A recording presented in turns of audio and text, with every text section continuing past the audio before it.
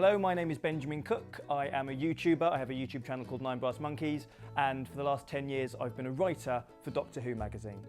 And I have a Santa hat for no apparent reason.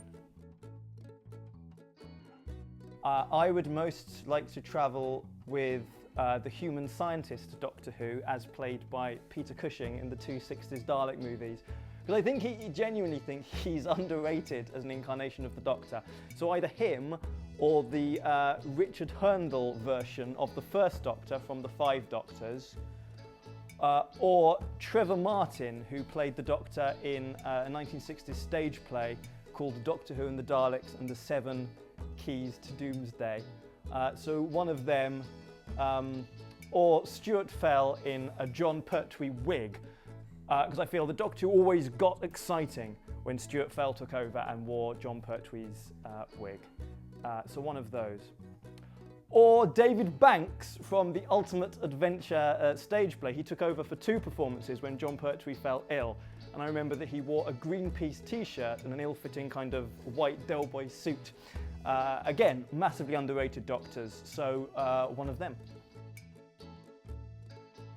Pretty much everyone must say Donna Noble, but I'd go with Donna Noble. She was the one who, she kind of remained like true to her roots. Like Rose Tyler Chains, she was from a council estate at the start, and then she sort of became like defender of the earth.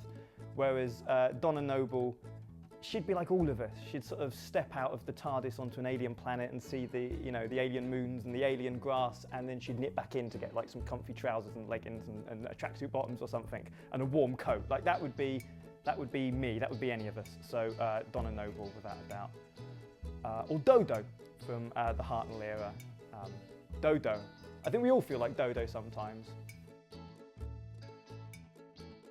If I was travelling with the Doctor, like for real, in the TARDIS, the truth is, all of the monsters, like even the really rubbish ones, like even the Garm or the Taran Woodbeast, or what was the fire-breathing lion from The Woman Who Lived, like great monster, but not the scariest, unless you saw him in real life.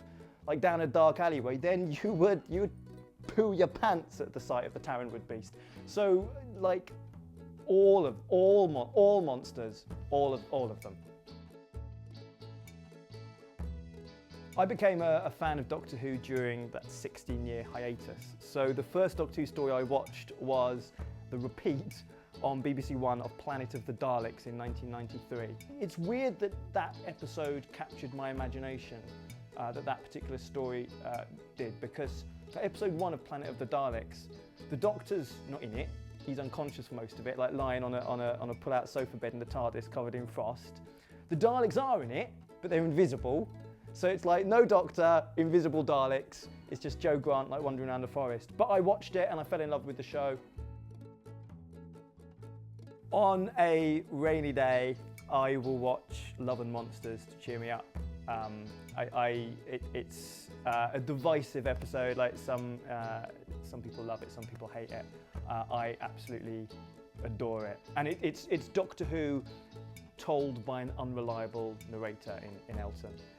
You don't know which bits he's misremembering and which bits he's embellishing, and it has my sort of favourite Doctor Who like gag in it ever, where Doctor Who just becomes like The Simpsons. It becomes cartoony, where Elton's talking about spaceships appearing in the sky, and he says that the internet went into a meltdown, and then it cuts to a shot of him sat at his computer, which blows up. It's like that is Doctor Who not pretending for a moment that it's grounded in any kind of reality. It's just cartoon, and I love it for that. I would go into the future. I've no interest really in going to the past because it's happened and we kind of know enough about it.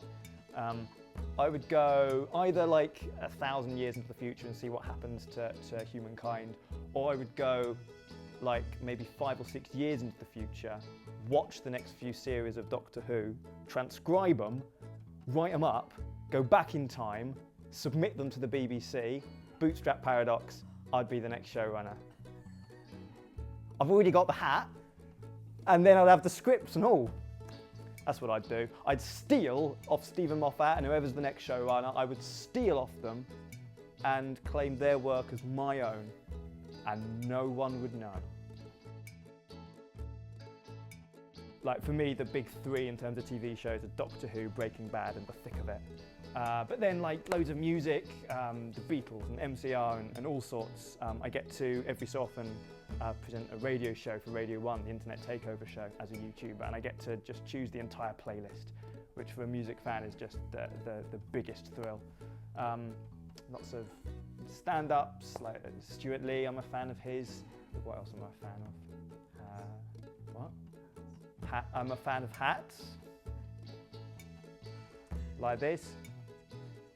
And, oh, Peter Cushing! Peter Cushing! Peter Cushing! I only said Peter Cushing for one of I was going to answer Peter Cushing for everything and I forgot. I'm a fan of Peter Cushing as human scientist Doctor Who.